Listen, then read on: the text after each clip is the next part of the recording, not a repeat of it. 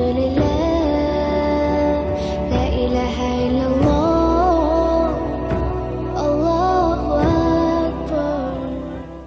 Keberhasilan ahli Al-Quran itu adab. Buka Quran surah ke-35 ayat ke-32, paling kiri sebelah atas. Thumma awrathna al-kitaba alladhina istafayna min ibadina. Kemudian kami wariskan Al-Quran itu kepada hamba-hamba yang kami pilih. Awas, ada yang rajin baca, one day one juz, one day one ayah, kan? One day one surah, dan seterusnya. Ada yang rajin menelaah, buka tafsir ini, tafsir itu. Ada yang rajin menghafalkan, ya, Masya Allah. Tapi maaf, apakah semua orang itu dianggap benar oleh Allah ketika berinteraksi dengan Al-Quran? Tidak. Ada 3 golongan. Faminhum zalimun li nafsi. Ada orang yang senang dengan Al-Quran tapi zalim orangnya. Rajin baca dia, rajin tapi zalim. Tidak mampu menempatkan ayat Quran sesuai dengan tempatnya. Apa? Zalim itu menempatkan sesuatu bukan pada tempatnya. Ini penghapus, buat menghapus tulisan di papan tulis. Asalnya begitu.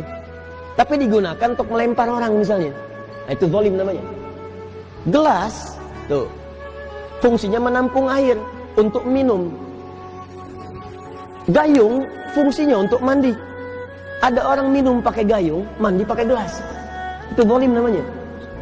Ada orang sering ngaji, baca qul huwallahu ahad, katakan hanya Allah yang esa. Hafal ayatnya, tahu maknanya, tapi tidak menempatkan ayat sesuai dengan tempatnya. Dia katakan di lisannya semua agama sama. Dibin, celaka orang-orang yang dusta. Hafal ayatnya, sering baca, tahu artinya, tapi dia berdusta. Itu zalim namanya. Jadi ayat-ayat itu tidak dipraktikkan dalam perilaku hidup. Adab tidak ada. Wa minhum muqtasid. Ada golongan kedua, meninggalkan sifat yang pertama, naik tingkat. Tapi belum ada nilai kebaikan pada dirinya, hanya untuk dirinya saja. Muqtasid itu paket hemat. Jadi ahli Quran,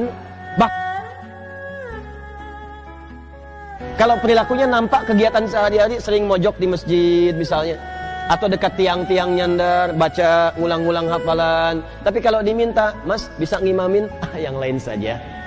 Itu paket hemat kata Quran. Hemat untuk dirinya, belum bisa diberikan pada yang lain. Yang ketiga, wa minhum sabiqum bil khairati biidznillah. Adab. Ada ahli Quran, kesuksesan interaksinya dengan Al-Quran dibuktikan dengan menampakkan perilaku baik dalam kehidupan. Sabiqum bil khairat, kalau bisa nomor 1 dia mengerjakan kebaikan. Jadi ciri orang yang berhasil dengan Qurannya, kata Allah, adalah adab. Jadi jangan bangga kalau anak Anda hafal 30 juz, tapi nggak merubah perilakunya. Yang yaitu hafalan banyak, tapi perilaku semakin durga. Yang salah tuh dalam hafalannya. Ada yang keliru. Ciri orang tuh kalau sudah dekat dengan Quran, karena Quran itu baik, maka akan ada perubahan dalam dirinya. Minimal tuh sifatnya dulu lebih tenang, lebih terukur, lebih baik. Lama-lama jadi sikap, sopan, adabnya muncul. Kalau ada kebaikan pengen segera dikerjakan. Kalau lihat sampah di masjid pengen segera ngambil. Kalau lihat ini belum nyala, pengen segera nyalakan. Kalau lihat saf kosong, pengen ngejar safnya. Itu dorongan kebaikannya cepat sekali. Semakin tinggi kecepatan berbuat baiknya, ini menandakan semakin besar pengakuannya di hadapan Allah Subhanahu wa Ta'ala dalam perubahan kebaikannya. Jelas sampai sini? Baik.